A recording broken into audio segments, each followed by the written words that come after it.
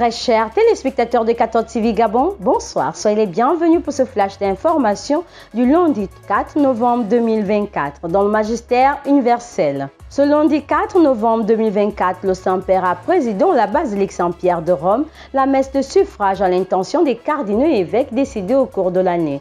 Dans son homélie, le pape François a exhorté les fidèles sur l'acte du souvenir qui signifie ramener au cœur tout en invitant chacun à prier pour que ces deux femmes puissent jouir de la compagnie éternelle des saints. Toujours au Vatican, au cours de l'Angélus du dimanche 3 novembre 2024, le Saint-Père a commenté l'évangile du 31e dimanche du temps ordinaire, année B, qui part de l'essence du plus important des commandements. Tu aimeras le Seigneur ton Dieu et tu aimeras ton prochain. Sur la place Saint-Pierre, le pape François a invité chacun à revenir à la foi chrétienne, l'amour.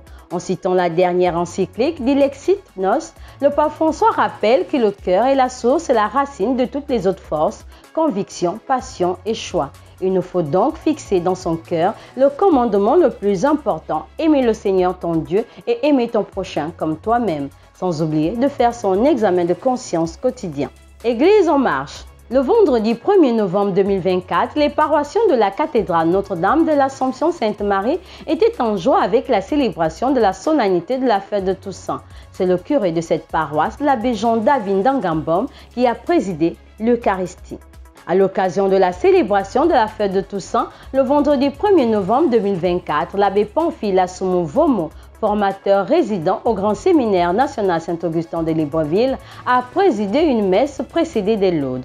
Occasion pour les formateurs et tous les séminaristes de prier ensemble pour rendre grâce à Dieu pour tous les saints et saintes qui ne cessent d'intercéder pour eux et pour la bonne marche de ce grand séminaire. On reste dans la célébration de la Toussaint, cette fois au sanctuaire Maria Notre-Dame du Gabon. Pour célébrer les saints et saintes de Dieu connus et inconnus, le 1er novembre 2024, une représentation des saints et saintes par des enfants a été réalisée afin de faire vivre aux fidèles cette réalité présente au quotidien dans notre vie. Allons dans le diocèse de Franceville.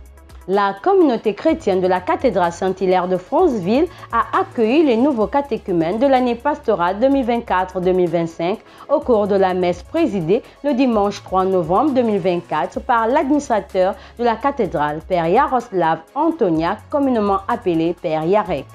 À la fin de son homélie, Père Yarek a procédé à la bénédiction des nouveaux catéchumènes et l'envoi en mission des catéchistes. Toujours dans le diocèse de Franceville, dans le cadre du lancement des activités des différents groupes et mouvements dans les paroisses du diocèse de Franceville, les membres du mouvement CVAV Amida de la paroisse Sainte-Famille de Matébélé dans le doyenné de la ville et même des mines ont organisé le dimanche 3 novembre 2024 des animations du vivre ensemble et d'échanges fraternels, mais également une occasion donnée pour inviter les jeunes non groupés à y intégrer également.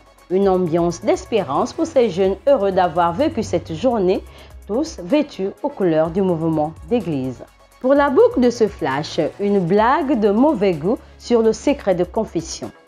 Il s'agit de cette caricature parue dans le quotidien L'Union de ce lundi 4 novembre 2024, signé Libec dans la rubrique Gabonitude, où il est fait allusion au secret de confession qui ne serait pas respecté par les prêtres.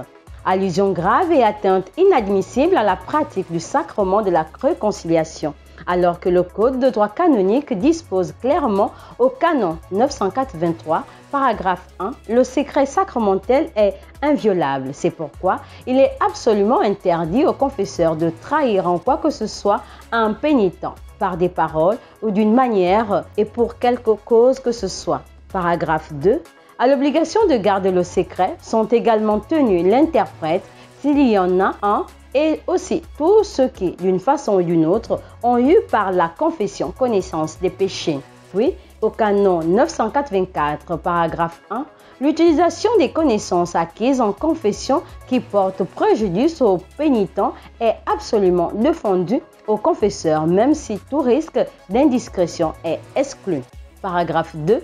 Celui qui constitue en autorité ne peut en aucune manière utiliser pour le gouvernement extérieur la connaissance de péché acquise par une confession à quelque moment qu'il est entendu. En conclusion, la caricature de Libec n'est pas juste et ne s'accorde pas à l'enseignement et à la pratique de l'Église en la matière. Chers téléspectateurs de 14 TV Gabon, c'est ainsi que s'achève votre flash d'information de ce lundi 4 novembre 2024. Nous vous remercions de l'avoir regardé. On marche vers les 200 ans de l'histoire de l'évangélisation de l'Église catholique au Gabon. Gardons la foi, l'espérance et la charité.